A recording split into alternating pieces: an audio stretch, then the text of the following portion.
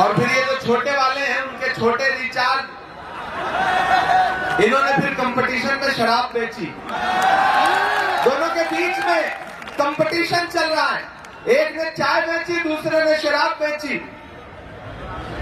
याद है 2014-15 में एक छोटी सी वैगन आर मफलर लपेट के खांसते हुए आते थे कि नहीं आते थे? जब देखिए किसी न किसी पोल पे चढ़ जाते थे, वो पोल पे चढ़ते थे और आपको चने के झाड़ पे चढ़ा देते थे। मेरा मानना है कि नरेंद्र मोदी जी जुमला देने में अगर 100% है तो अरविंद केजरीवाल जी 300% है। बड़े बड़े जुमलेबाज इन दोनों के सामने टिक नहीं सकते। खुद की खांसी ठीक कर ली, पूरी दिल्ली खांसने लगी। हुआ है कि नहीं हुआ है? खुद का मफलर उतर गया। अब प्रदूषण इतना ज्यादा है, भारतीय जनता पार्टी ने दिल्ली के माहौल को नफरत से जहरीला किया और आम आदमी पार्टी ने दिल्ली की हवा को प्रदूषण से जहरीला किया। ये दोनों गुनहगार हैं दिल्ली के। ऐसे में आपको एक नए विकल्प की तरफ बढ़ना है और वो नया विकल्प है भाई लोकेंद्र कल्याण सिंह। आप इनसे बहुत प्यार करते हैं, ये अच्छे इंसान हैं। मैं सिर्फ इसलिए नहीं आया हूं कि ये कांग्रेस पार्टी के प्रत्याशी हैं, मैं इसलिए इनके लिए अपील करने आ गया। मैं इन्हें व्यक्तिगत तौर पर भी जानता हूं। एक शानदार इंसान, बहुत कम वकील मिलते हैं जो इस तरह से वैचारिकी के साथ और न्यायप्रियता के साथ आगे बढ़ते हैं। एक बार जोरदार ताली बजा करके इनकी हौसला अफजाई करिए। और मुझे पूरा विश्वास है कि अगर ये एमएलए बन के स्टेट की असेंबली में पहुंचेंगे तो वहां आपके मुद्दे पर बहुत सही तरीके से लड़ेंगे। पढ़े लिखे व्यक्ति हैं और मैं अपने समाज के लोगों से ये कहना चाहता हूं कि ये आम आदमी पार्टी के लोग आपके बीच में आए तो उनसे कहिएगा कि सिर्फ खंजर ही नहीं आंखों में पानी चाहिए, सिर्फ खंजर ही नहीं आंखों में पानी चाहिए। ऐ खुदा दुश्मन भी मुझको खानदानी चाहिए। सिर्फ खंजर ही नहीं आंखों में पानी चाहिए, ऐ खुदा दुश्मन भी मुझको खानदानी चाहिए। सिर्फ कब्रों की जमीनें दे के मत बहलाइए, राजधानी दी थी हमने, राजधानी चाहिए। ये लड़ाई उस सम्मान को हासिल करने की है, उस गरिमा को हासिल करने की है, उस विरासत को हासिल करने की है जिसे छोड़ करके शीला दीक्षित जी गई थी। मैं पूरी दिल्ली से, पूरे तीमारपुर वालों से सवाल पूछता हूं कि जितने फ्लाईओवर बना करके, जितने मेट्रो स्टेशन बना करके शीला दीक्षित जी गई थी, उसमें एक का भी इजाफा नहीं कर पाया अरविंद केजरीवाल जी। सिर्फ बातें किया, सिर्फ जुमले दिए। इसलिए आपसे अपील है कि इस चुनाव में कांग्रेस पार्टी के साथ खड़े होइए।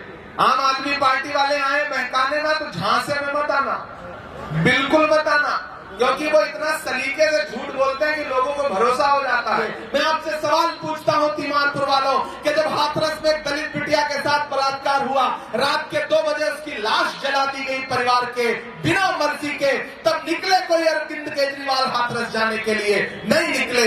निकले नरेंद्र मोदी जी वहां जाने के लिए? नहीं निकले। कौन निकला? प्रियंका गांधी जी निकली, राहुल गांधी जी निकले और तपती दोपहरी में उस परिवार के आंसू पोंछने के लिए पैदल गए। मैंने देखा है उनके संघर्ष को। याद करो, अभी संभल में जब लाशें बिछा दी पुलिस ने, कोई अरविंद केजरीवाल निकला? नहीं निकला। कौन निकला? राहुल गांधी जी निकले। याद करो, जब मणिपुर में बिना कपड़ों के बेटियों को परेड कराई गई तो निकले नरेंद्र मोदी जी, निकले अरविंद केजरीवाल जी? नहीं निकले। कौन निकला? कौन गया उनके आंसू पोंछने के लिए? राहुल गांधी गए। याद करो वो दिन कि जब कन्याकुमारी से कश्मीर तक 4000 किलोमीटर एक नारा लगाया राहुल गांधी ने कि मुझे नफरत के बाजार में मोहब्बत की दुकान खोलनी है। वो चलते रहे पैदल, अपने पांव के छालों की परवाह किए बगैर। मैं चला हूं राहुल गांधी के साथ, मैंने देखे हैं उस शख्स के पांव के छाले। जब मैं उनके साथ चलता था तो मीडिया के साथी कहते थे कि इमरान साहब आप तो शायर हैं, आप क्या कहेंगे? तब मैं कहता था कि जो हर जालिम से टकराएगी वो आंधी बनाऊंगा, जो हर जालिम से टकराएगी वो आंधी बनाऊंगा। नए अंग्रेज आए हैं, नया गांधी बनाऊंगा।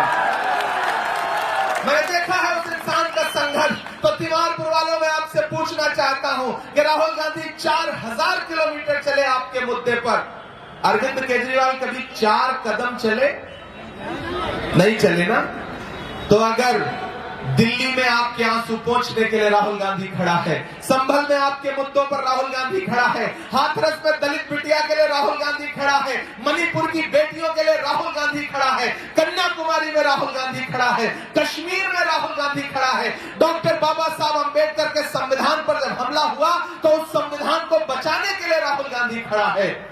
अगर आपके मुद्दों पर राहुल गांधी खड़ा है और वोट फिर किसी बहुरूपिये को दोगे तो फिर आप अपने जमीर के साथ, अपने स्वाभिमान के साथ नाइंसाफी करोगे। ये आपसे अपील मंच कह के काम चला ले रहा हूं। मेरे भाई, लोकेंद्र को मैं बहुत दिनों से जानता हूं, मैंने इनका संघर्ष देखा है और सबसे बड़ी बात है कि कांग्रेस पार्टी की विचारधारा के प्रति इनका समर्पण देखा है। इनका खानदान राजनीतिक तौर पे वैचारिकी को लेकर आगे बढ़ने वाला परिवार है और उस पिता की विरासत को आगे लेकर के ये बढ़ रहे हैं जो कांग्रेस के रंग में डूबा हुआ है। दिल्ली वालों, आपने इससे पहले एक साहब को विधायक बनाया था, झोली भर भर के वोट दिया था और महज 5 साल में उनसे कह दिया गया कि आप घर बैठिए।